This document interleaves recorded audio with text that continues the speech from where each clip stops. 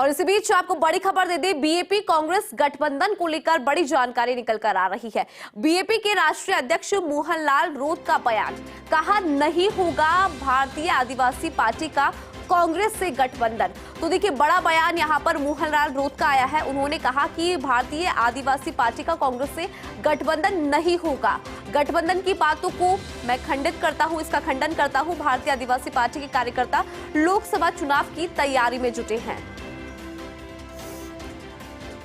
और साथियों, जैसा कि आप सोशल मीडिया के माध्यम से देख रहे हैं कि भारत आदिवासी पार्टी का कांग्रेस के साथ गठबंधन का बातचीत हो रही है, मंथन हो रहा है। ऐसी अफवाहों का मैं खंडन करता हूं। किसी तरह की कोई बातचीत नहीं हो रही है। लोकतंत्र, संविधान और जल जमीन जंगल बचाने के लिए हम पूरे देश में स्वतंत्र रूप से चुनाव लड़ेंगे और भारत आदिवासी के सभी कार्यकर्ता लोकसभा की तैयारी में रहे। धन्यवाद।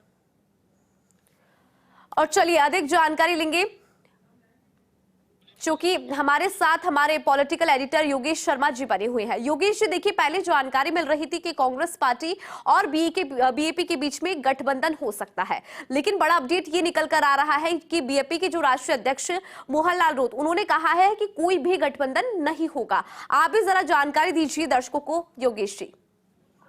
देखिए, हिंदू साफ तौर पर बीएपी के अध्यक्ष आपको कहते हुए सुनाई दे रहे हैं कि गठबंधन को लेकर तमाम संभावनाओं को खारिज कर रहे हैं।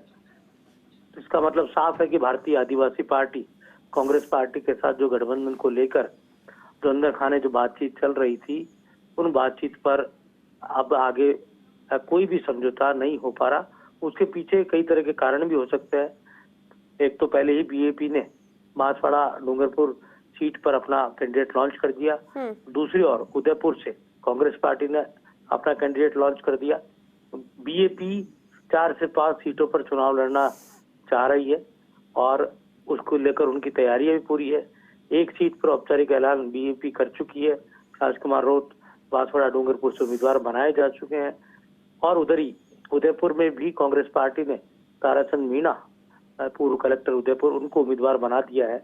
तो कुल मिलाकर कहा जा सकता है कि जो बातचीत थी, उस बातचीत का अर्थ ये था कि अगर दोनों साथ मिलकर चुनाव लड़ते तो आपस के अंदर वोट शेयरिंग हो सकते थे और सेकुलर विचारधारा के वोट दोनों को मिल सकते थे। लेकिन अभी तमाम संभावनाएं बिल्कुल खारिज हो चुकी। तो मुझे अब लगता है कि कांग्रेस पार्टी अगली लिस्ट में बांसवाड़ा डूंगरपुर से भी अपना उम्मीदवार घोषित कर देगी और वहीं भारतीय आदिवासी पार्टी अगली सूची के अंदर उदयपुर से अपना उम्मीदवार घोषित कर देगी और चित्तौड़ भी भारतीय आदिवासी पार्टी चुनाव लड़ाने की तैयारी में है। राजसमंद में भी बीएपी अपना उम्मीदवार उतार सकती है। तो हिंदू, ये बड़ी खबर है कि मोहनलाल रोहत, बीएपी के राष्ट्रीय अध्यक्ष, उन्होंने गठबंधन टूटने के संकेत दे दिए हैं बनने से पहले ही। जी बिल्कुल, बहुत बहुत शुक्रिया योगेश जी तमाम जानकारी साझा करने के लिए। तो देखिए